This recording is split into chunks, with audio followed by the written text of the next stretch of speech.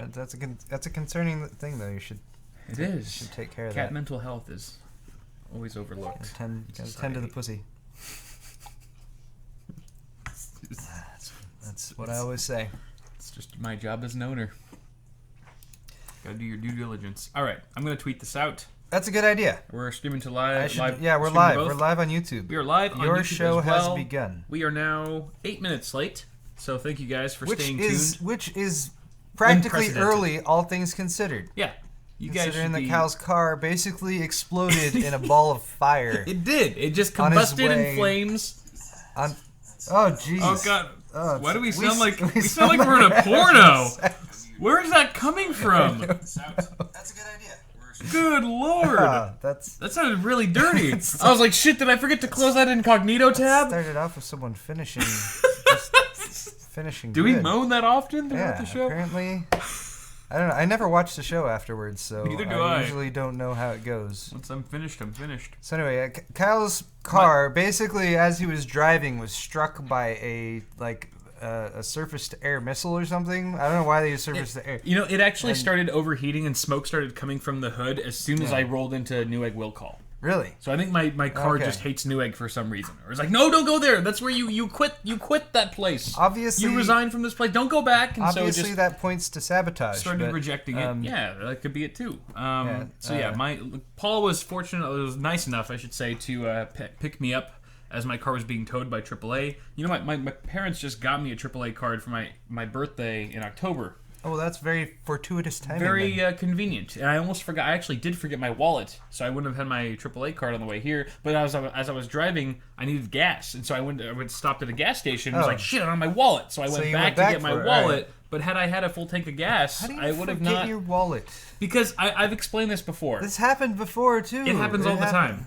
Because I don't wear pants. Generally speaking, when I'm working or when I'm at home, which is one and the same, I do not wear pants. So when I finally do go outside and see the sun and things like that, I just put pants on, and the only check I do is like, do I have pants on? Yes. Okay, I can go out in public. There's no... the check stops there. It's not like, do I have keys? Do I have wallet? Do I have phone? Phone, actually, I never forget. Keys, because, wallet, of course, phone. Internet. That's the trifecta of the three things you always need to have whenever you're walking out the door. I can never walk out the door and be about to close it without saying keys, wallet, phone. But see, as a full-time YouTuber, for me, like, something's been rewired in my brain, so it's like, do I have keys, pants, and internet? I can't remember why. It's keys, pants, and internet now. Wallet is just like something that, if I need to buy something, I'll just buy it on my phone.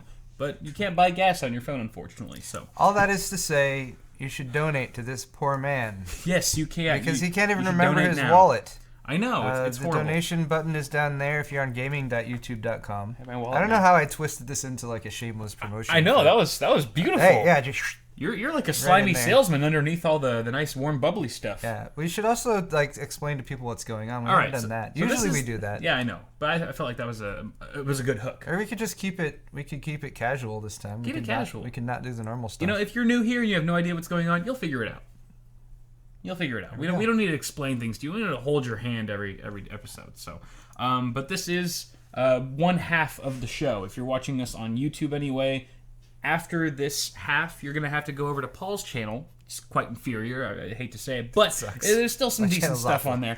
But it's Paul's Hardware, youtube.com/Paul's Hardware. You can also find the link in the description of my video here. If you're watching this on Twitch, just stay on Twitch. It's going to be streamed throughout the entirety.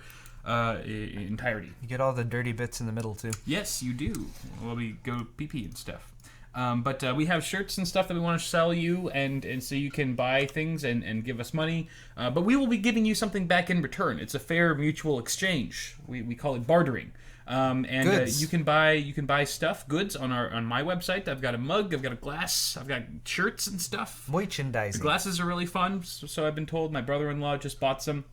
He says they're these pretty glasses, solid. Which we still don't have. Have you asked John for these? No, I have not. I've been super busy, so that's not the like closest at we the can top do of the is like priority list. talk about on the show. Yeah. And I know he watches sometimes. I don't expect John to watch if you're all watching, the shows. just send them to me. But if he is, this will be the test. If Yes. John has watched today's show, Are you watching, if some John? of these just show up in the mail. I love you, John. In fairness, I think he's sent me like 3 emails now that I haven't replied to. Yeah, so me too. I'm sorry, John. Yeah, I really, we're both sorry. We're bad. I'm gonna catch up on all my emails tomorrow. We're bad correspondents. Is what I always say. You can also buy stuff on I have Paul's. a store too, paulshardware.net, paulshardware.net. or paulshardware.net/store. Hoodies. Either one will do. Have a few ladies cut tees and hoodies and mugs, pint glasses. Yeah. All good stuff. Yeah. Fun. So if you buy something from both of our stores, you'll actually get a small kickback from our guy John, which will be automatic. You won't see it at checkout, but it will happen. You'll save a bit of money on shipping there. Oh yeah, I think I also have $10 off on hoodies. Oh yeah, right $10 now. off hoodies. So if it's cold where you live and you want to represent, go ahead and pick one of those up as well. Pretty much the only way you can keep warm. Basically, this winter. there is no alternative. So let's jump into our first segment and dive right into the news. Starting with hot and heavy hardware. We've got quite a few hardware stories to talk about. The first of which, by the way, if you guys, I see some of you guys donating, thank you very much. We will be replying and answering any comments that you attach to that donation at the end of the show. So just keep sending me money, and we will reply to all of you by the end of it. But Wait. What? Cheers. Cheers. Cheers to the new year. Cheers to all of you. Cheers to my car not blowing up with me inside of it. Agreed. That's tasty. It's delicious. So the first story. Oh, also one other thing. What? Just to point out, one positive thing to your car breaking down. I might get a new one. You don't have to drive. That's true. Just saying. Yeah, Anyway. that's a good point. All right, Hexus.net article. Being 11 again. All right, so this is Hexus. Yes, thank you. About Asus's new ZenBooks, apparently being the thinnest ZenBooks ever. It looks the same. Which who cares, right? It looks the same. They're ZenBooks, whatever. But these ones have pretty decent, relatively decent discrete graphics in them. Okay. So the UX430 is going to have a what is it? Oh yeah, GeForce 940 MX discrete card, or discrete GPU, I should say, which isn't too impressive. But the UX530 will have a GTX 950 GPU in it, which for a laptop of this size, which literally is no thicker than 17 millimeters, it's incredibly thin, at 1.63 kilograms. It's also super light. So portability up the wazoo here, but with the GTX 950, I mean 950 is not like it's like meh. But when you're like packing it in something like this, it's at least you can do some really light gaming on the 1080p screen there. 100% sRGB and all that stuff. Good color gamut. 9 hours of battery life. USB Type-C. So if you guys are looking for something that's a little bit more on the portable side and you're not doing too heavy gaming on it, maybe you're just doing some light editing or word processing, general day-to-day tasks, and you don't want to buy an Apple, what is it called? Their MacBook Air? MacBook Pro? MacBook Oxygen? the Air? No, the really thin one like that. This is like a response to the Air, I believe. I believe it's the MacBook Paper. Yeah. Because it's like a piece of paper. The MacBook, yes, exactly. That definitely sounds like something that Apple would brand themselves with. It's the Apple Paper. The Apple Paper? But it would just be a sheet of paper with an Apple logo on it that they'd sell for like $9.99.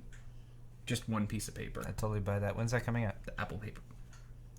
You can pre-order it right now. Sold. We'll be right back. Signing up. So that's there's no pricing or availability on when that's coming. Launching Q2 in the UK. So I would imagine also US availability comes around that time. Bitch. I like how it's got USB Type-C that supports display out. That's kind of cool. That is nice. That's a convenient feature to have. It is. I hope there's more monitors that support that coming out. That are portable that you can take with you. Definitely. That'd be cool. I want to have that. Yeah, that was cool. I'd buy that right now. Pre-ordered. I bet they do have that. Next up, we've got the Mushkin. Did you guys know that Mushkin makes keyboards now? I just like saying Mushkin. Mushkin. Another Hexus article. Might not be my favorite memory vendor, but definitely my favorite company to say. Didn't know that they made keyboards, but who doesn't these days? I know. It appears to be a very easy market to like jump into because like everyone has a keyboard. Yeah. Like G-Skill, Patriot. gigabyte. Like Gigabytes? I mean, Whoa. wow. Hero just That was a hero. Hero's over there eating small kittens because that's what he does, and he just kind of coughed up on one a little bit. It was a hairball. Boy, His boy, Hero. Hero's hairballs are just full cats. Yeah, the cat is Just the cat head. the cat's sitting over there. Yeah, He looks so innocent too. So yes, this is a very easy market for a lot of tech vendors to get into, especially those that are tied to the PC gaming hardware sector. Mushkin was actually showing off their brand new keyboard at CES this year, which Paul and I did not get a chance to see. But apart from SSDs and memory, of course, they're branching out to gaming peripherals with their Carbon KB-001. It's a CNC milled with aircraft grade. I made a rant on this about this on Twitter briefly. You did? I just tweeted. I was like, why are they saying space grade materials on everything now? Everything is made with space grade or aircraft grade materials. You don't see NASA like saying that like their rockets share the same DNA with RGB gaming mice. You know, it's not mutually exclusive. It doesn't. I think it's a marketing ploy that Steven from Gamers Nexus. Gamers Nexus. Yes. Hallowed be his name. He took the extra step of like asking them which grade of aluminum, because there's apparently like I had no idea. I didn't either. He's a smart person, so he's like, which grade of aircraft grade aluminum are you using? Yeah, because like 60395 it's easy or to look up too. I 60398. googled it, and there's like 4 or 5 of those. Oh, there's different numbers that for different parts of the plane they can be used in, or something like that. All the marketing reps like, probably the least expensive one to still call it aircraft grade aluminum. Yeah, exactly. Or aluminium for anyone who's watching Aluminium from overseas. Yes, Luke's very particular about that. Yeah. Aluminium. I acquiesce to him on that one because it's actually true. Mm-hmm. It should be aluminium, but I don't care. I'm gonna call aluminum. If you ever want to trigger Luke, just call it aluminum. Aluminum. Hey, look at this aluminum can. All right. We'll go apeshit on you. All right. So keys. everyone should buy this. You should buy. It's got kale switches. Oh, maybe not. I don't know. Kales. Some people don't mind kales. Some people are like, all hail the kales. Might as well use rubber domes. I mean, right? Ooh, low blow. I'm just kidding. Kales are perfectly adequate. They're decent. They're better than membranes, I would say. If you're super used to cherries, then cherry MX switches, then you might not be a huge fan. Might be a little let down in that area, but it does feature per key RGB lighting, which keyboard doesn't these days. But those red grills on the side are bothering me. I don't like red accents. grills? I don't like any color accents. I don't want to discriminate. Any color accents, yeah. If you're gonna have RGB lighting, make the rest of the keyboard color neutral. There's a permanent small wrist rest area. 104 key, full key rollover and all that stuff. $70 though. For a keyboard that looks like that, that's $70. That's a good price. It's mechanical switches. They're not Cherry MX, but $70. That's a good price. It's good for someone who's just looking into getting a mechanical keyboard for the first time, who isn't already like used to Cherry MX switches. Because who's ever enjoyed the supple, nuance of the Cherry MX switch. When you press it, it's just like the tactile feel as you get the clicky or non-clicky, depending on which color you get. Yeah, switchgasm. Down. Get a little switchgasm. Smooth travel up and down the shaft of the. The shaft of the stem. To press, yeah. The shaft of that. I ran out of key switch terms to use. That was okay, good. Here you either need to poke your head up so that people can see you, or you need to move so I can sit where I'm supposed to sit during the live show. Look up here. Look up. Look at my. Up. Up. You're actually inviting him to jump on your lap? Yeah, and he doesn't want to. He's Usually like, he's all about how much does he weigh? Up. Is he like 150 pounds? 95. 95. Okay, that's still a lot. He's dense. Still heavy. He's a dense boy. He's all muscle. He's pure muscle. Yes. He's got those mad gains, bro. You could tear a human being in half, couldn't you? Yes, it's so endearing. Okay. So adorable. All right, Hero, go lay down. Go to your bed. Let's talk about the next story, which is about NZXT. NZXT, have you noticed that they've been just like adding purple to all their stuff? Yeah, well, it's the color of royalty. Yes, obviously. I should say, like, Your Honor NZXT is adding all the purple things to all their cases, and even beyond that. So the S340 and the H440, both very popular cases, have been given a white and purple treatment, oh, that's as lovely. you can see from one of the pictures in this article. The S340 and maybe even the H440 now is like over 2 years old at this point. So the fact that they're still practically ancient. The fact that they're still reinventing and doing things with this case means they're selling still really well, especially with the Elite. I think the Elite kind of sparked new life into the S340 for sure. I don't believe the S340 Elite, though, is offered in white and purple, which is kind of a bummer. That's sad.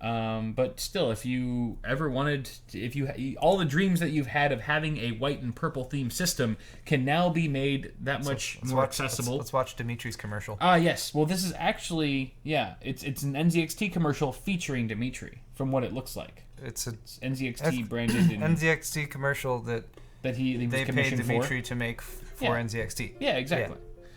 I like the little. I like his stop motion. Like, when did he start doing stop motion? You probably got it from Ash Taylor. Ash Taylor does some really good shit like that. Oh, really? But that was also very very much on point. That's well done.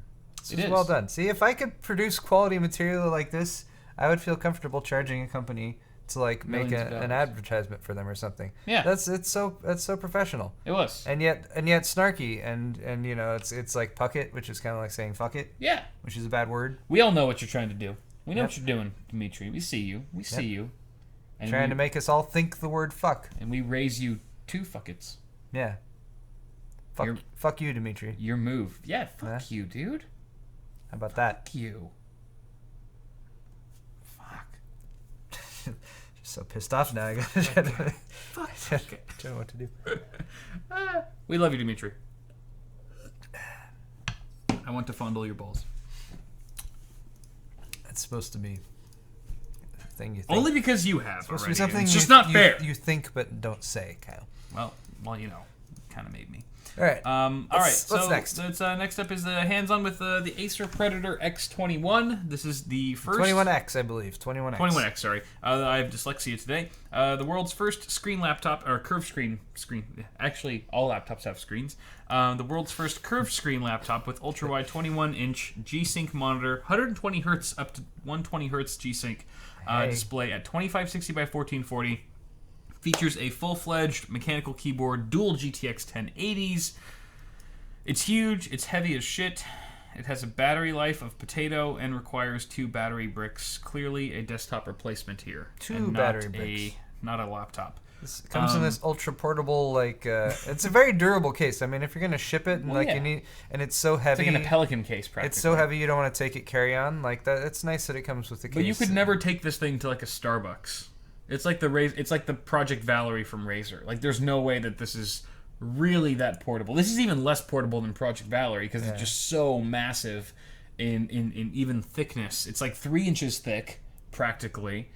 It's got a ton of connectivity. It's basically a desktop the display replacement. It's 2 full-size display ports and an HDMI. That's cool. Like the only time you wouldn't be talking shit on this thing is when you're actually gaming on it, because that's probably when it shines the most. With the 21:9 monitor, 2 GTX 1080s. However, that being said, picks up those. Do you know how expensive this thing is? $9,000. It's $9,000. Yeah. You looked at my notes. Good job. No, I looked at the headline of the article. Oh. Or no, sorry, the sub-headline. Oh, well, sub-headline. Who ever reads that? It's only so this is $9,000, and obviously for $9,000 you could build a way better system, plus a better monitor, better peripherals, just everything decked out. $9,000. I don't even have a setup that's that expensive. What is this part here? That looks like it could be a. It looks like HAL. It's the eye tracking. Oh, okay. Eye tracking, so you can use your eyes to play games. Whatever? Yeah, Mobi, Toby, whatever. Toby eye tracking. That's probably what it is. So you got a Core i7 Kaby-Lake processor in there, 32 gigs of desktop desktop grade DDR4. You could upgrade that to 64 gigs. Whatever. It's got a bunch of shit. Yeah, okay. There's a bunch of laptops out there that have lots of cool specs, but for the price that we're talking here, $9,000, that's just a little insane. And for that price, I would also have expected them to have a higher resolution than 2560 by 1440. Even though it's a 21-inch... 2560 by... This is ultra wide? It looks ultra wide. Or, I'm sorry, 2560 by 1080. 2560 by 1080. But instead, you probably wouldn't notice it that much while you're gaming, but just to have more screen real estate when you're not gaming, it would have been nice to have a 3440 by 1440 panel. for, I don't know, $9,000. You would think that they would up the pixel count just a little bit. We need those PPIs, guys. Give me those PPIs. Nice. So that was basically in a nutshell. This thing is ridiculous. You have to admire just how much hardware Acer's packed into it. At the same time, this is practical for so few people with great a budget. I feel like because it's not as portable, it's so much more practical to just build like a little build in a Node 202 or something like that, like a little mini ITX portable build and take a portable monitor and I don't. The only thing I can see this like being used for is if you were really like aggressive, competitive, high-end gamer, but you were like a kid and you had like divorced parents and you like would switch to their houses every week. Oh, okay. And so like every week you would go like from mom's to dad's. How's the divorce play into this? And so you don't want to like tear down your entire desktop system, your monitor all the time. So you just buy a $9,000 laptop, and it solves everything for you. That's a weird analogy. Obviously, that's who this was designed for. Acer had a very niche audience in mind, but yeah, I think they're gonna sell at least 24 of them. At least three. At least three of them. 3? Yeah. Okay. And they'll probably make like all their money back from all the R&D because they're $9,000 a piece. It's insane. Let's move on to our next story on that note, which is the rumor mill. Or I'm sorry, next segment, which is the rumor mill. We're talking about rumors here. So everything look, now. We have a lower thirds. Let me point out, even though Kyle's car broke down, basically transformed, like he actually found out it was a transformer as he was driving over to my house today. Turned into Bumblebee. And he was on the road and it transformed because there were Decepticons that came in. There was this like epic battle between all of them. But basically, that was a tow Kyle's truck. car was permanently disabled. That was a tow truck. And then the tow truck had to come and tow it away, which is why we were Decepticon. slightly late today. I mean, Kyle's car had this. It was crazy what happened, but we still made lower thirds for you is what I'm trying to say. Yeah, here. Paul even was very ambitious, and that's why we have lower thirds today. So in this segment, take everything we say and we're about to say with a grain of salt. Because they're rumors. And rumors, we don't know. by definition, the word rumor, it means that it's... It implies that it's from WCCF Tech. It is possibly of dubious origin. Basically, what is just all your WCCF Tech articles? Are this is rumor mill every week now. Are in the rumor mill. Basically, unless Keith wrote them. We've got two of them from Guru 3D. Oh, all right. Well, which are probably taking from WCCF Tech anyway. But they're going to be offended. You put them on the same level. WCCF. How dare you? Jeez. What an insult. We're awful people. So this first one comes from WCCF Tech. It's reposted by them from Fox Business. So Fox Business was actually the first one to pick this rumor up, saying that Volta will be launched this year on 12-nanometer FinFET architecture. Ooh. Now, before you guys go all crazy and lose your minds over this... 12 nanometer. Yeah, 12-nanometer FinFET. Before you go all crazy and lose your minds over this, we're talking about the supercomputer Vega GPUs. Or, I'm sorry, Volta GPUs, not the graphics card or the gaming sector. So if you there's clearly a picture of a graphics card here, Kyle. You're right, and WCCF Tech never posts a deceiving picture. It's a Titan X, not Volta. They'll never post a deceiving picture. This is like their version of clickbait now. It's like whatever picture they post first in their article. So we're not talking about gaming cards right now. We're talking about Volta GPUs that are going to be used in future supercomputers around the world that are going to kick ass in that way. But they're not going to be infiltrating our personal rigs anytime soon. That's probably going to happen sometime in 2018, as reported by NVIDIA.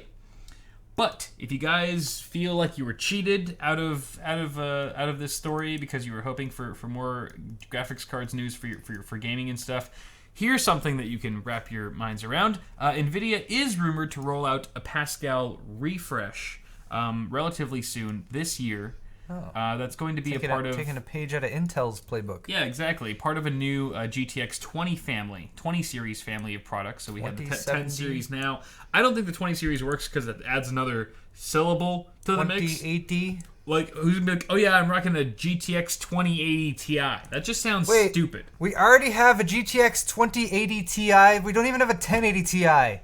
right now. I just want to point that out. Well, okay. I think we all know that it's coming. I think it's just a matter It should, but matter of time. all right. It's I think it NVIDIA seems a bit premature to have like a chart here. Well, yeah, sure. Talking about how much memory it's each one has. WCCF.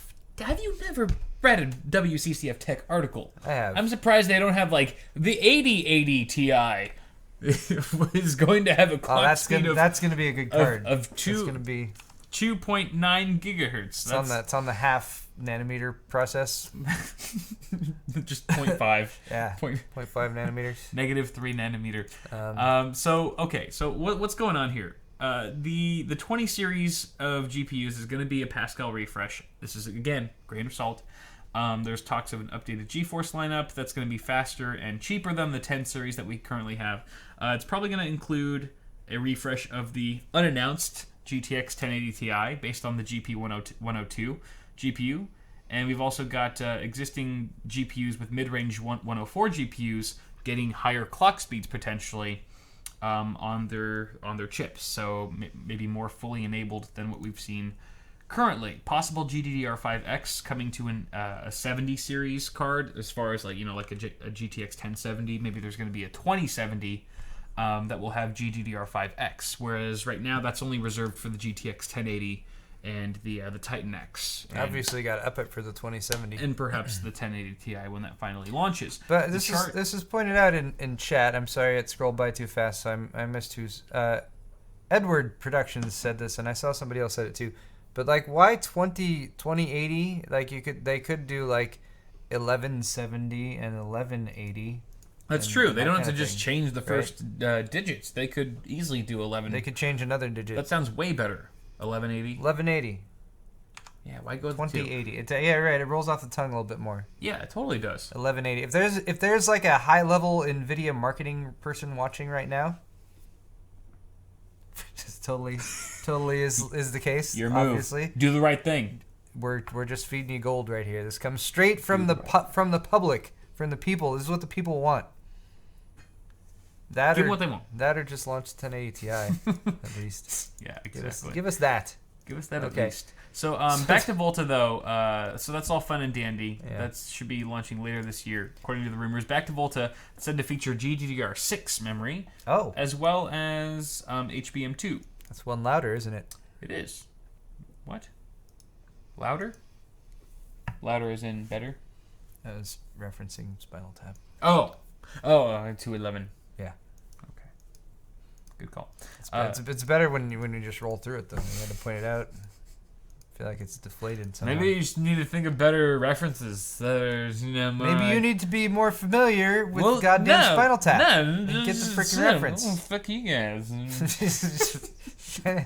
Fuck you guys. Fuck you talking about. Spell some references and stuff. So the GV104 is to replace the GP104 with a cut-down variant serving the $400 segment. This will be for the GTX 3080. Right? 3080? No, this would be like the 3070. 3070. No, like the 2070. If they do go with like the 20 series. Well, if it's 104, it's that would Volta. be for the... I mean, GP104 is what they're using for the 1080 and 1070. Well, yeah, sure. Yeah, both of them. So yeah, 1070 and 1080 would both be applicable to that GPU. And then we've got the fully enabled for the high end, which I guess would be the 1080.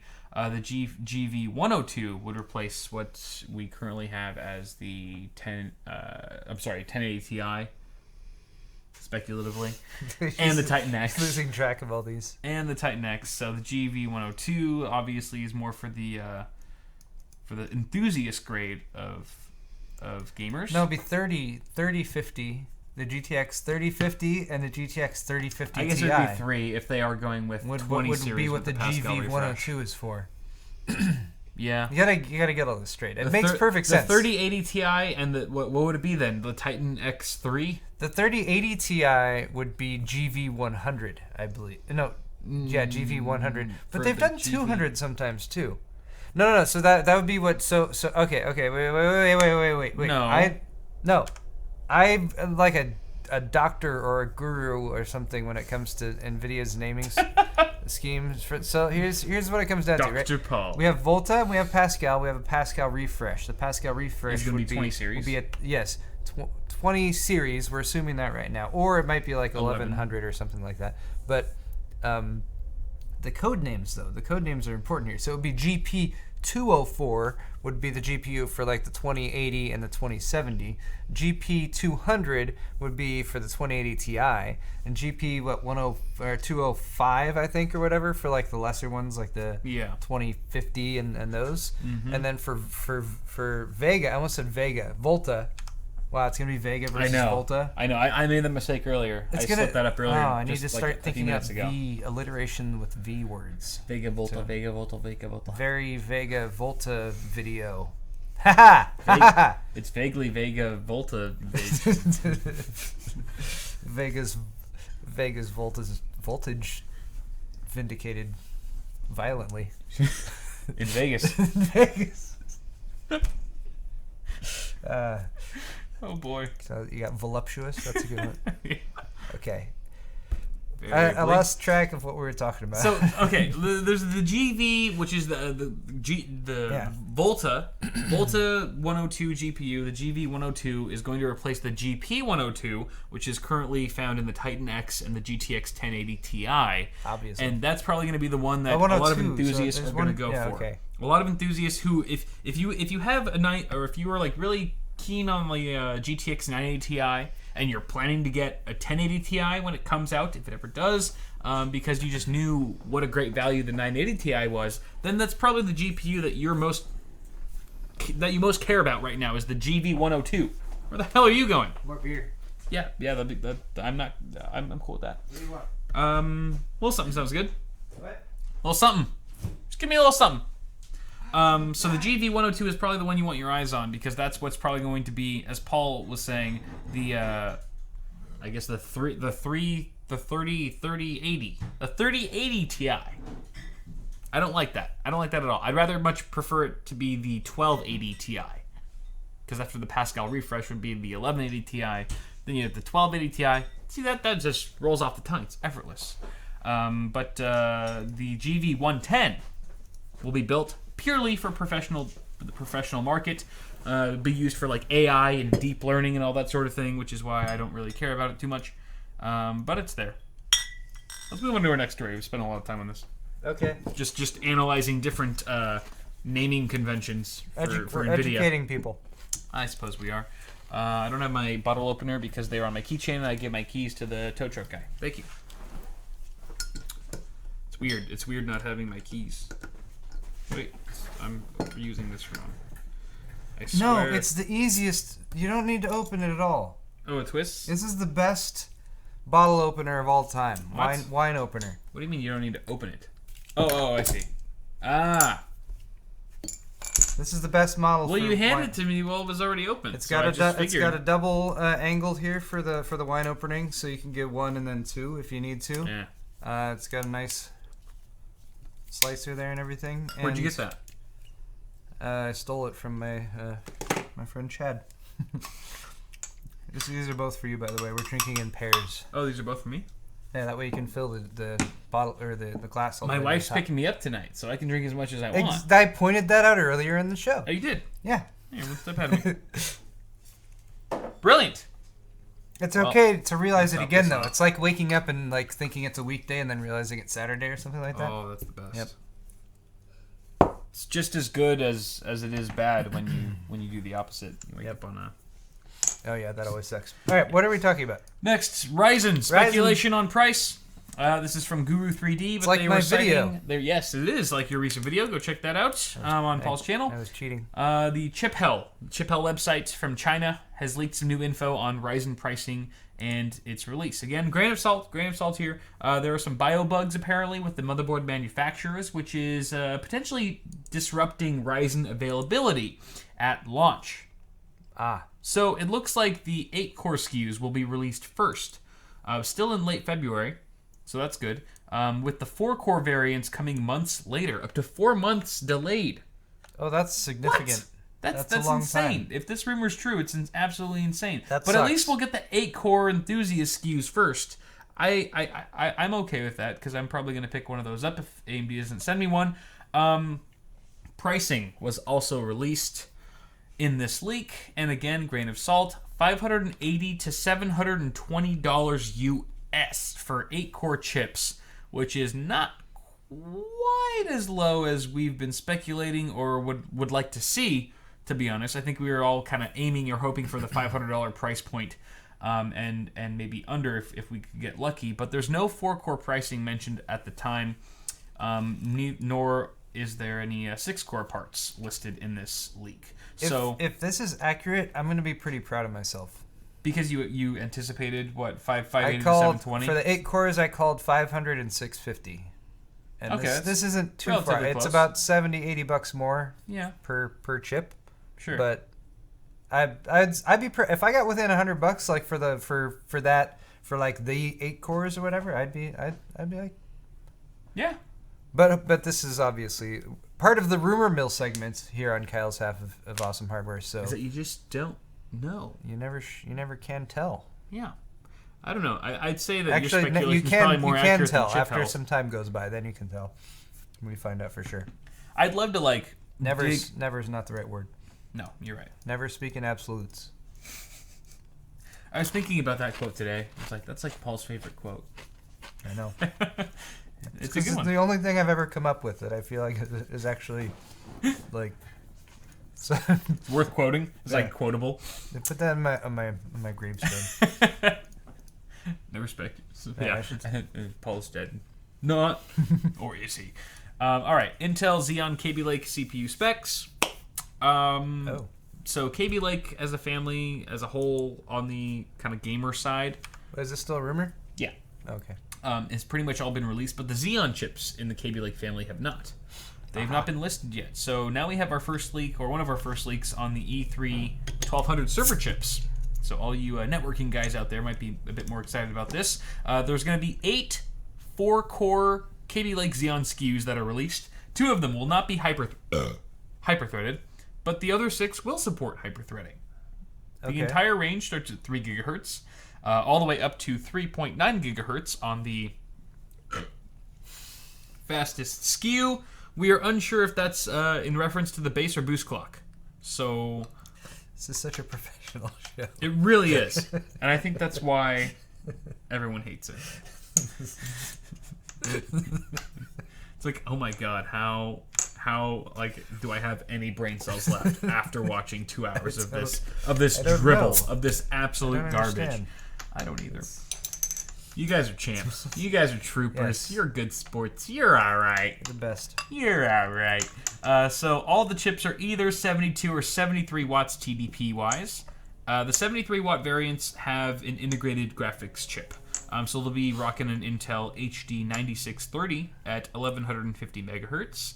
So that's nice. You'll be able to connect video out directly from the motherboard if you want to take advantage of that. All the SKUs will get 8 megabytes of L3 cache. That's one thing that those Xeon processors always had a huge leg up on the rest of the non-server chips, is that they had a shit ton of L3 cache.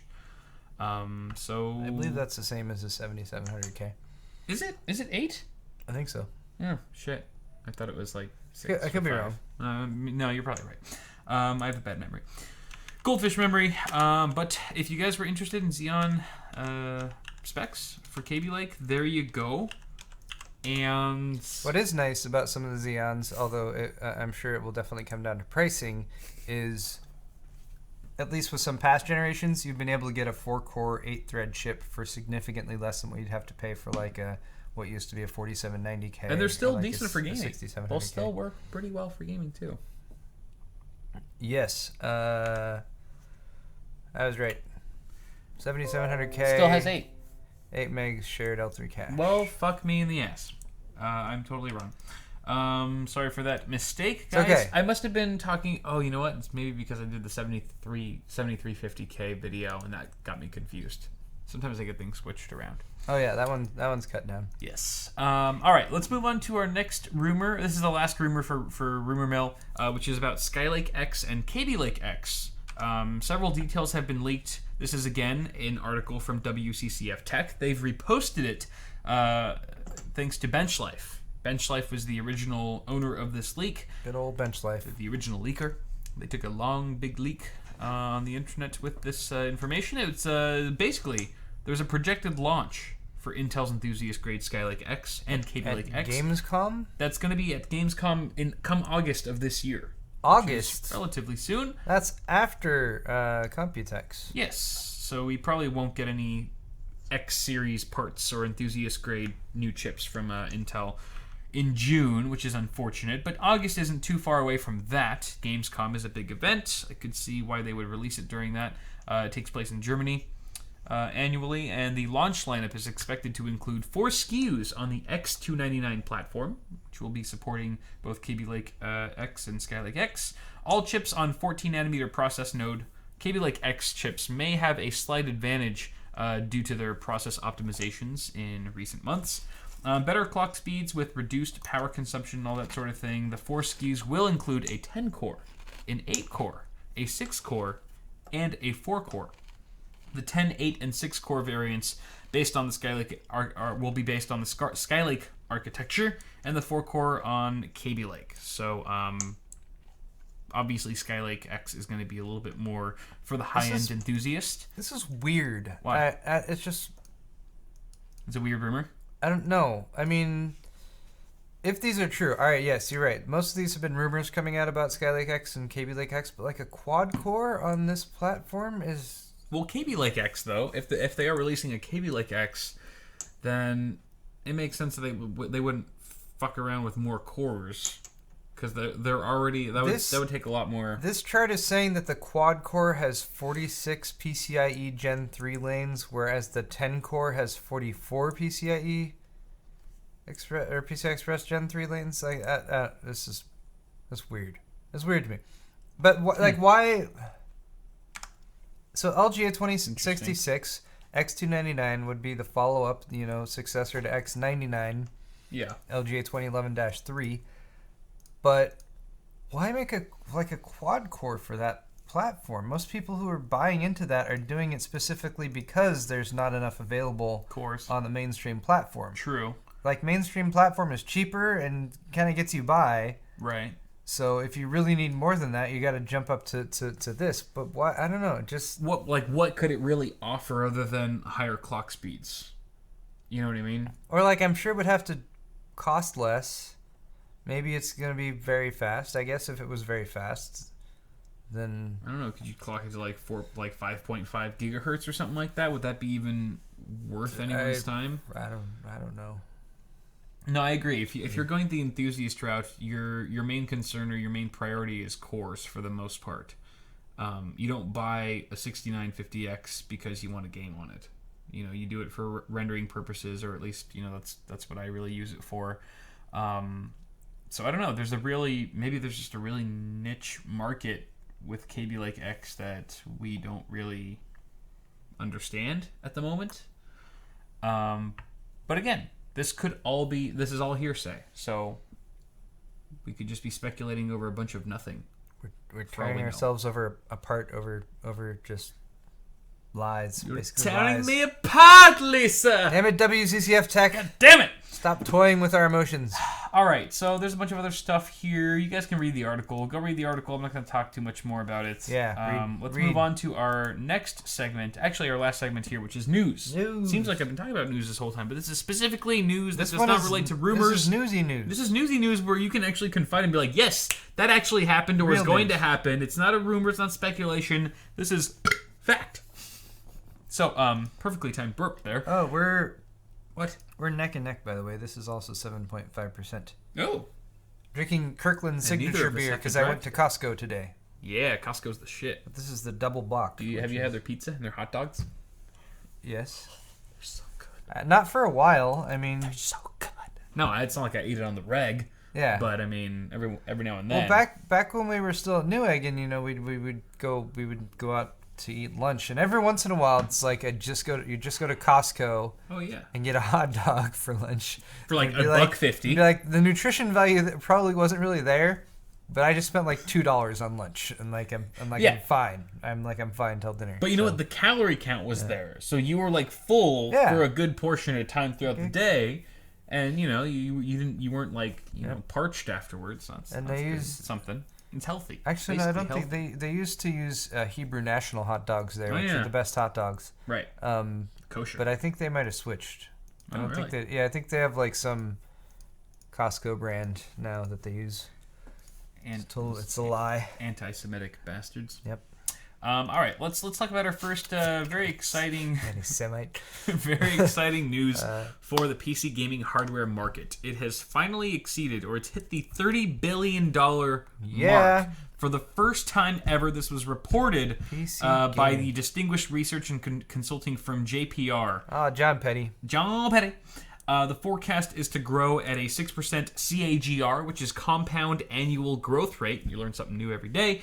Through 2019, the Asia-Pacific region is leading in the world for growth and market size. However, North America and Western Europe dominate the region for high-end hardware. That means we're buying more 1080s, GTX 1080s, and Pro Duos than the rest of the world. There's a pie chart. There's a pie chart there. Obviously, you can see that's fact and stuff.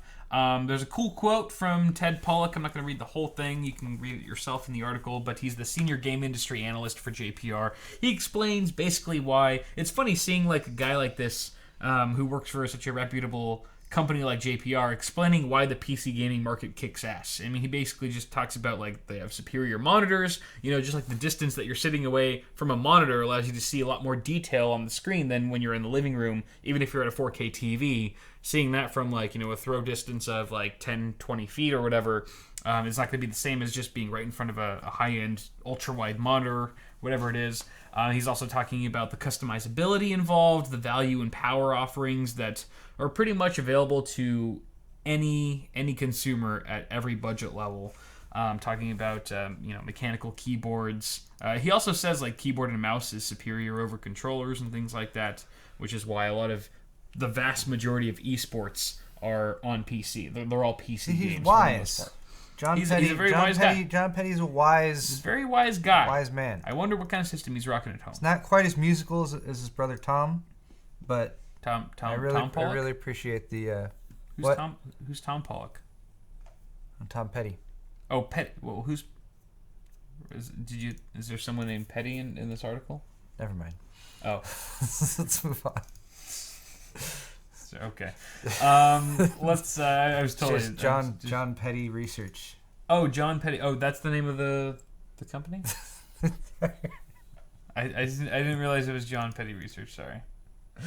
I'm sorry. I don't read things. I'm so new. Yes. Paul's pissed. I'm not pissed. I just don't. Sometimes there's things in life that I just like tune out. I'm like, my brain's like, that's not information that I need. No, I'm filtering that, and that's going out the window. It's fine. Thank you all in it's chat. Good. Thanks to all you guys who have invested in PC gaming because it has literally, honestly, in my personal opinion, been the thing that has vastly been keeping the DIY PC market as we know it afloat. Yes. Because, if you, 4, 5, 6 years ago, 2010, 2011, 2012, there were these rumors going around that, Intel was going to abandon the desktop market and they were going to start, everything was going to start being BGA. They'd still sell motherboards, but, no more socketed processors or anything. And just a scaling back of the customization you can get by, piecing everything together yourself. Yeah, and they were saying in this article the main driving factor for sales in the PC gaming market is of course video games. So there's been such an emphasis in recent years on PC gaming and PC games supporting supported on PC. Mm-hmm. Because there's such a huge demand for higher refresh rates and higher resolution, higher frame rates, all that sort of thing, with G-Sync and FreeSync pushing things forward thanks to companies like AMD and NVIDIA. There's just been this huge explosion in driving video games on PC forward, and that's of course made the hardware market for gaming stuff a lot more lucrative than it has been in recent years. So I mean, if it wasn't for, I actually had I've got a good friend of mine who is an Apple user through and through. He's very tech savvy, but he deals with all Apple stuff. And he's like, do you think like when's the PC market gonna die? Like I see it just like declining and declining year after year. And I was like, yes, that is true. The PC market is declining as a whole, but the games are what keeps it alive. I say like the reason why people build their own PCs. The gaming market has been growing. It's been getting bigger. That's exactly what I said. I was like, the PC gaming industry, if you look at that, that's actually on the up. So and gaming as that's a whole what's keeping it alive. Is massive. Oh yeah. So as long as PC gaming is still there, like it's still gonna be there. So yeah, and people often overlook what an influence video games have on the PC industry and just on our society in general, on our economy. It's ridiculous. So that's really exciting news. It's like a good victory day for us. Yeah. Like, I was excited to read that headline this morning when I woke up. So that's good stuff. And by the way, I do know who Tom Petty was. I just wasn't familiar with what JPR stood for. That's the difference. You had said it. I know. I did. Tom Petty's like the free fall. He does free falling. I know. Right? I was making a bad joke. No, yeah. I just missed the acronym. This is my problem. I just missed the acronym. That's why I didn't get the joke. I keep trying to just like pepper like these bad jokes in. Just like want to throw it out there. And have us move on immediately because it was a bad joke and it deserves no further attention. And then you could be like, wait, what? What was that? Like, let me investigate this thing that you just said as much as I can. And I'm just like, no, I don't want to explain it. When I see chat blowing up like 30 comments a second, I'm like, okay, I should probably mention this. Okay. You know, I think we were just free falling for a minute there. That's true. That's right. Well, let's smoke another joint. Is that one of his songs? No. Okay. I mean, it's a lyric from one of his songs. Okay. What's that song actually called? See, I'm not like thoroughly familiar with Tom Petty, but we go way back though.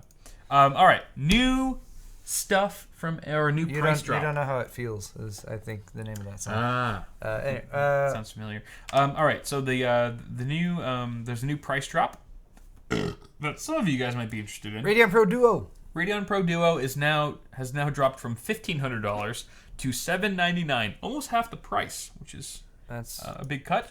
Significant. This price cut is found in both North America and Asia Pacific, different regions. The card launched in April 2016.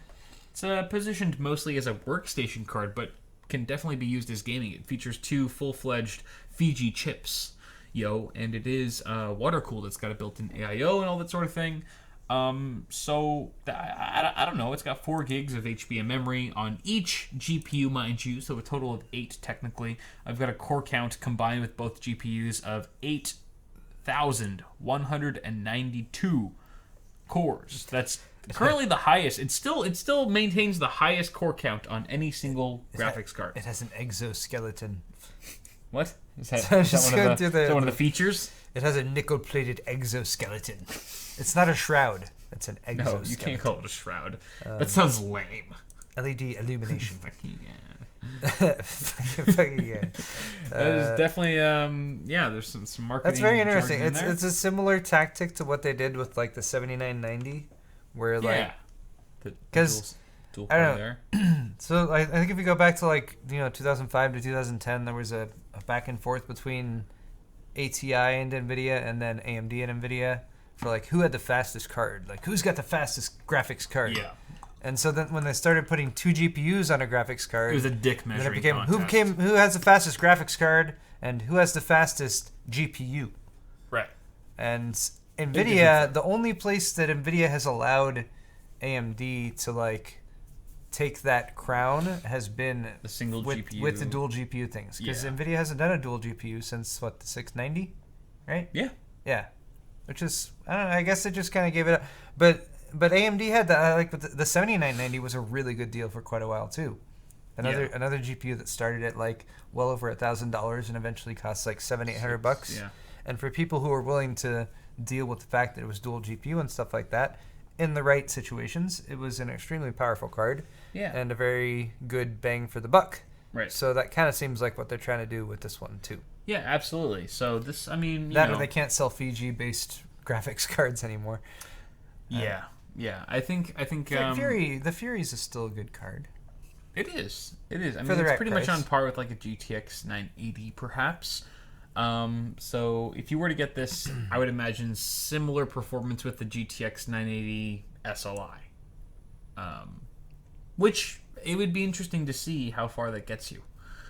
in terms of like the current generation of NVIDIA cards. Titan Z. I'm sorry, I forgot about the Titan Z. Thank you, chat.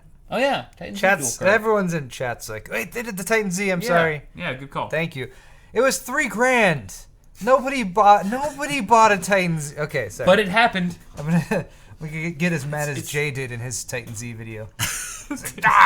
Titan Z.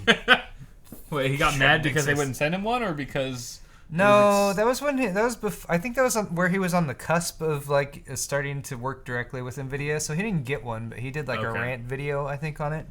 That's what we need to do then, because he gets every card from NVIDIA now.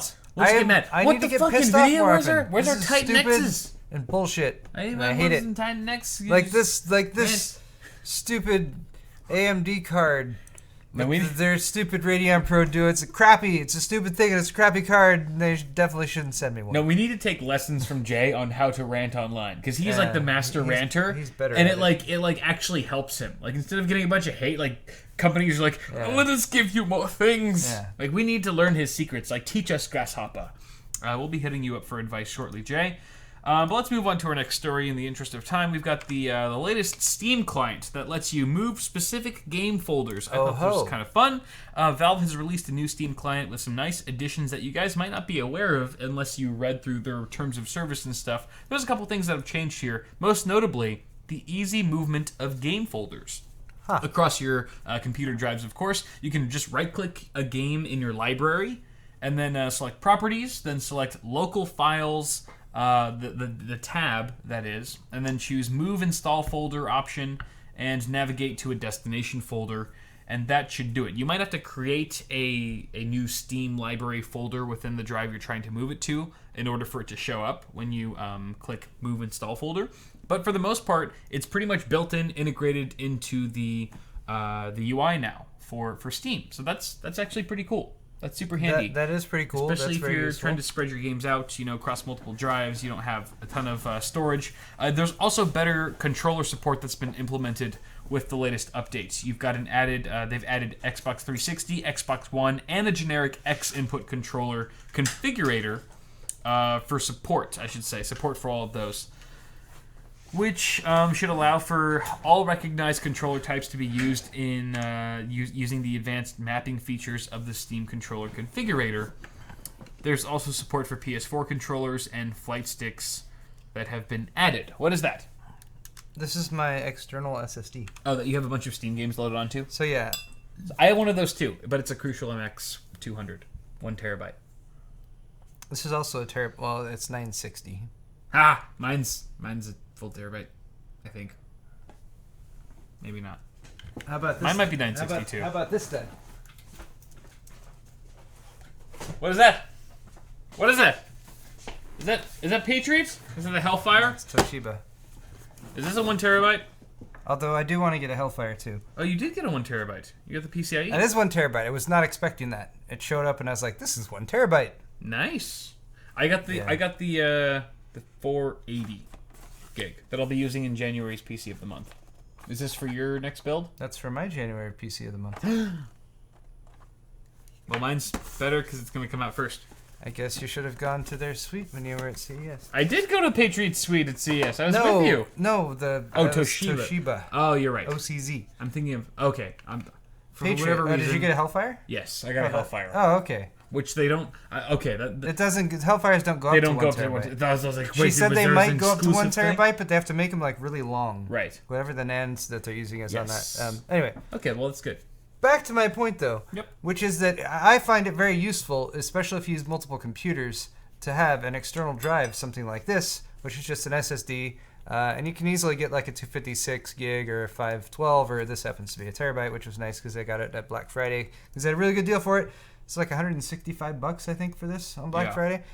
Anyway, it's got a Steam folder on it, which I routinely copy large Steam downloads to it because, games can be 40 or 80 gigs or whatever they are now. But this would be very useful for taking a game installed on, say, a system that I had downloaded it to, moving it onto this external drive, yes, and then probably, I would imagine, being able to just load up and play the game without having to go through that discovering files process. Exactly, yeah. Yeah. That was always kind of like it was a nice workaround, but it didn't seem like it was fully integrated with the Steam UI. It just seemed like a little.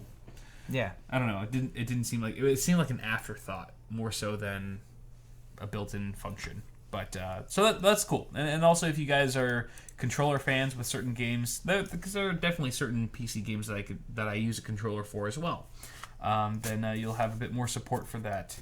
I've been really liking the Steam controller recently. I had never used it extensively when I originally got it, but I've been using it more recently, and it's nice. One of our mods in chat, Cell is one of the only guys that I know who swears by the Steam controller and is like, yeah, it's actually like once you get the hang of it, it's really, really cool and can be used quite easily. Yeah, you can easily use it as a mouse replacement for an HD PC or something like that. Yeah. Which is cool. But yeah. I might get one just for that. It's got pretty robust features as well when you use it with Steam Big Picture mode and the different you can controller. Remap everything. Yeah, and it's very smart. Like once you set it up with a game that you're playing and tell it, hey, use this profile for this game, then you can just keep doing that. Right. And then a lot of different games, if you don't have a custom profile built in already, there's like a community function you can do that you just search for. Exactly. Yeah. Download other people's profiles. Anyway. Cool. Our last story for my half of the show is revolving around Sapphire and their decision to start releasing unlocked RX 460s with a higher number of cores than previously available. This article comes from Gamers Nexus. Thank you very much. This is from Patrick Lathan. Thanks, Pat. Thank you very much, Pat. So Gamers Nexus actually took a look at the original RX 460 Nitro 4GB version, and they thought it was kind of underwhelming. They thought it was kind of slow for the price that was being offered at. And then, a little bit after that, DeBauer, popular overclocker dude, implemented a BIOS flash that was to unlock the additional stream processors on the RX 460 4GB model, and that increased the core clock of the core count of the card from 896 to 1024. And now Sapphire has taken a look at that and been like, okay, we're going to start releasing cards with the full core count, which they should have done in the first place, in my opinion. But if you haven't picked up an RX 460 yet and you were thinking about doing it, you might be in luck, because now they're going to be offered in fully enabled variants with 1024 cores, and Sapphire is calling this the RX 460 Nitro OC model, which doesn't really make too much sense because the out-of-the-box clock speed is the same as it was with the non-OC. So the naming convention here is a little bit weird. But the main difference here is that you're going to be getting more cores. You're going to be getting a higher core count with what Gamers Nexus found to offer a 6 to 10% performance improvement, depending on the game, of course. It's a nice bump. That's a nice bump. The price has also dropped even better. So 6 to 10 performance, some of you guys might be like, well, that's not huge. But if you're also reducing... But wait, there's more. There's less. There's less cost involved, I should say. Less money. So it went from $140 on the card to $120. So $120 GPU for 6 to potentially 10% more gaming performance. That's good. Not bad. Features the same 1250 megahertz core clock of the regular Nitro again. It's a 4 gig card, not like a 2 gig card. It's a 4 gig card. Or even 3 4 gig card is still pretty decent these days. 4 gig, I mean, for an entry level card for $120, 4 gigs is nice. Totally. Pair that with like a decent dual core hyper-threaded, maybe like the new Pentium, the hyper-threaded Pentium or something like that. It's a modern GPU architecture. It's not like some refinement of something from a few years ago or something. Ain't no bullshit. Gamers Nexus was able to overclock that card to 1299 megahertz, basically 1.3 gigahertz, with a memory clock of 1800 megahertz. And the card now competes a bit more closely with the GTX 1050. The 2 gig variants of that card anyway. Though the GTX 1050 still does offer slightly better bang for the buck, if we are splitting hairs. The current RX 460 4GB card owners out there can still check for a VBIOS version that can unlock the extra cores for free if you were to want to take advantage of that little bump in performance. So cool. But that's pretty much going to conclude it for my half, I think. Those are all the stories that I have. Yes, yep. That's it. So let's do a quick Johnson shout out. Yeah, we should do that. Or let's do donations first. Donations. and Johnson's. There may be some donations That here. is how we end this half of the show. Alrighty, we got 3 donations here. $5 from Bite My Bits. This is towards the repair replacement fund for your broken ass. Busted ass, stanky ass, sorry excuse for a race car. It's not even an excuse for a race car. It's just a bad car. It's a hatchback. I don't think there's ever been a racing hatchback car in existence. This show needs more nudity. We're working on that, but thank you very much for the donation as well as your comment. We've also got $5 from Automatic Matt. Hey guys, I've got a question for the two of you. Have you guys thought about doing a gaming spa setup for your wives as a gift for Valentine's Day? Ooh, that's a great idea, Matt. I might have to steal Gaming that. spa setup. Yeah. P.S. Sorry about your broken down cat, Kyle. Yeah. You know the cats. They deserve it. You know what? A gaming spa day. That's actually kind of genius. If I can find a way to get my wife in a hot tub or like a bathtub and still allow her to play H1Z1 without the computer getting wet, I think that could work out very well to my benefit. I've already booked Valentine's Day, though. I'm going to be snowboarding. By the way, Nice. Early warning, we're not going to have an awesome hardware on the 14th, which is Valentine's Day Correct. of February. Yeah. I think that's in like 3 You weeks or guys will something. be making all kinds of hot love Yeah. that day anyway. Everyone so, will be you know. just having sex that day anyway, so Fuck it. we'll just leave you guys to it. Yep. Yep. It's $5 from Jominator. Thank you very much, sir. Paul, you'd probably regret that Costco dog if you had realized beforehand that it likely had pig dick in it. Calories. Pig dick. Well, if that is the case, and that's true, then call me a pig dick lover, because those hot dogs are delicious. I will say. Oh my god. I'll eat that pig dick all day. I will chew that shit raw. just Shovel that in. my okay. Let's do some quick Johnsons here. Johnsons.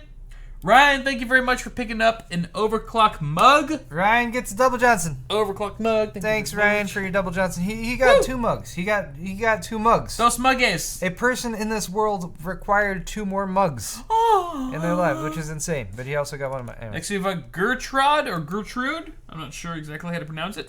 All But we do have a Bitwit Gray logo tri-blend Lovely. t-shirt as well as a ceramic mug. Wonderful. Yes, the overclock mug as well. We've also got Brandon. Double Johnson. Brandon is a Biosplasher shot. Double Johnson. Biosplasher shot. Those are good. Those are good shirts. I keep burping Need a to lot. order more of He also got a thumbscrew shirt in black. Brilliant. Wonderful. Ryan Johnson to you, brother, for picking up a Stay Positive hoodie. You got that for $35. Those are normally $45. Oh yeah. Nice. $10 off. Ryan! Ryan! You go! You go, man. You go. Mitchell! Excuse me. Mitchell! Yeah, you picked Oh. up a Bitwit Gray logo hoodie? Oh yeah, those no, hoodies. that's a shirt, No, that's a shirt, that's a shirt. Just a shirt. You picked up a shirt, it's good, it's okay. Yeah, It's a I don't make tri-blend. as much money on those, The tri-blends are but, really soft. you know, I guess I appreciate it still. That's cool. Really? You're right. Really? I- really? Totally joke. You can't tell when I'm joking. He provides his support. Am I just that good of an actor? For your where I enterprise? just, you can't tell when I'm joking? Your Thank you very ongoing much, Mitchell. I prosperity. love you. Thank you, Mitchell. You're my favorite. Let's not go overboard now. Oh, no, and he's my favorite. I'm not Well, he sugarcoating didn't anything. buy a hoodie. He could Yeah, have he bought a could. hoodie. He kind of dropped the ball That's what there. we're He trying kind of to dropped the say. ball. Yeah. What the fuck? All right. What the fuck? I have one more Johnson. Okay. Do you have more Johnson? I only have one Johnson that I've already used for the day. Okay. Johnson to Brittany. Brittany. Thank you, Brittany from Did you pick up Maryland. a female shirt? These are men's. Brittany or maybe Aiden. It's a different billing and shipping name, Ah. but they have the same last name, Ah. which I'm not going to say. Ah. Brittany or Aiden or both of you guys, Johnson to both of you, a men's navy blue T-shirt as well as a Nice. tri-blend T-shirt, Brilliant. the thumbscrew ones, which they're great shirts.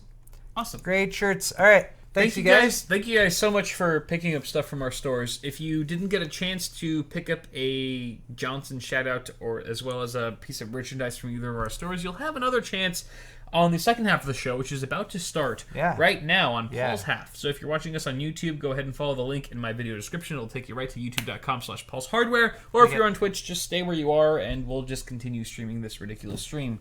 And I'm going to go to the bathroom. But thanks so much for watching. Also, be sure to toss me a like on the video if you're on YouTube. Like it, and we'll be right back. Bye, everyone.